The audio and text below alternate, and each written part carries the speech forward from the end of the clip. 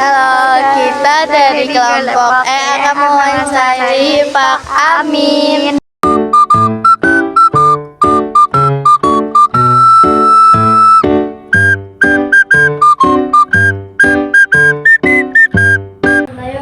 Kami dari kelompok E SMA 3 Badak kelas 6 akan mewawancari Pak Aminuddin, nama lengkapnya.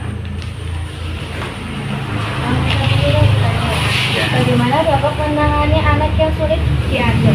Oh, kalau sulit diatur itu harus yang pertama itu harus sabar secara batin maupun zahir. Nanti kalau secara batin dan zahir nanti bisa seorang guru harus memberikan contohnya dalam berbicara, berduduk dan lain sebagainya. Itu kita harus memberikan contoh uswah yang lebih baik. Itu caranya, itu harus sabar batin maupun zahir pertama itu. Pak lakukan juga ada siswa yang malas mengaji. Oh, saya melakukannya jemput bola sampai ke rumahnya, saya jemput supaya itu, karena anak kalau nggak dijemput di pasar namanya malas itu, kalau nggak dijemput itu nggak merasa bagaimana ya. Akhirnya saya jemput bola, seorang guru harus jemput bola supaya anak itu tidak jadi malas. Satu, dia selalu dipahami seorang gurunya, jadi akhirnya dia nggak malas jemput bola. Berapa lama Bapak mengabdi sebagai ustadz? Oh, kalau di sini baru 7 tahun di Badak Kerajaan ini, di Badak Kerajaan 7 tahun mengabdi kepada 7 tahun. Apa motivasi memulai kegiatan motivasi utama Bapak untuk menjadi seorang ustadz berdakwah? Oh, motivasi saya itu melihat pertama anak-anak di zaman sekarang. Kalau ilmu umum itu memang banyak, tapi kalau motivasi saya untuk mengaji itu dari pribadi saya melihat anak-anak zaman sekarang banyaknya nggak mau mengaji. Motivasi saya supaya anak bisa cerdas dalam ilmu umum maupun ilmu agama, supaya berguna bangsa dan agama.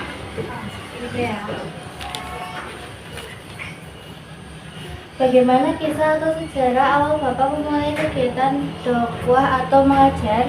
Oh, kisahnya waktu ada peringatan Maulid Nabi Rabiul Awal. Itu anak-anak berlalu lalang ke barat ke timur.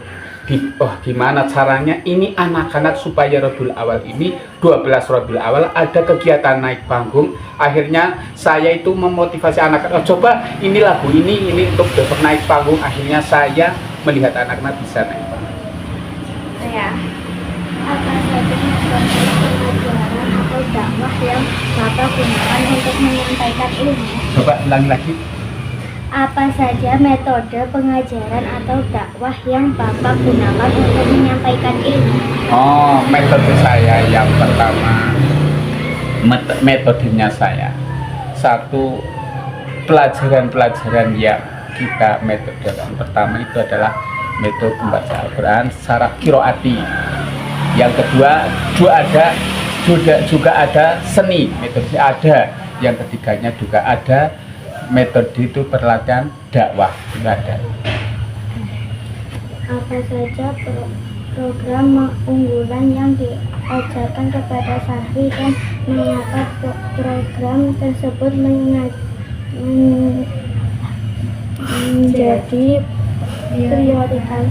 Oh, program unggulan dengan saya itu pertama saya unggulkan pendidikan itu adalah yang pada kita fikih tentang mengatur kewajiban sholat 5 waktu sehari semalam itu. Kita fikih. Selain materi keagamaan pokok. Ulangi lagi ya.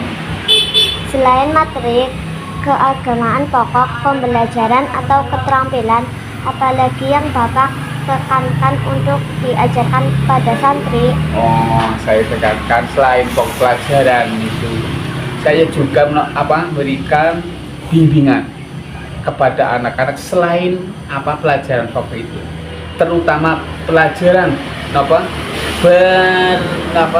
bermusyawarah dan berhubungan antara satu dan Bapak terhadap santri atau umat setelah mereka menimba ilmu dari Bapak. yang kita harapkan pertama kelak menjadi, ya terutama menjadi orang yang pertama akhlakul karimah, pintar dan benar. Yang keduanya itu harus kita apa yang ilmunya kita berikan kepada saya itu harus diamalkan, sehingga untuk bisa yang diharapkan bisa menggantikan saya itu. Ya, di mana tempat kalau bisa menggantikan itu insya Allah sama. Masalah yang pernah Bapak hadapi dalam mengajar atau berdakwah dan bagaimana Bapak mengatasinya? Dan yang satu lagi yang tarik caranya. Apa tanggapan terbesar yang pernah Bapak hadapi dalam mengajar atau berdakwah dari bagaimana Bapak mengatasinya? Kalau itu memang berdakwah dalam mengajar itu memang ada dari arah manapun itu kita yang pertama tadi kesabaran, yang pertama itu sabar secara zahir maupun batin secara zahir itu harus kita sabar.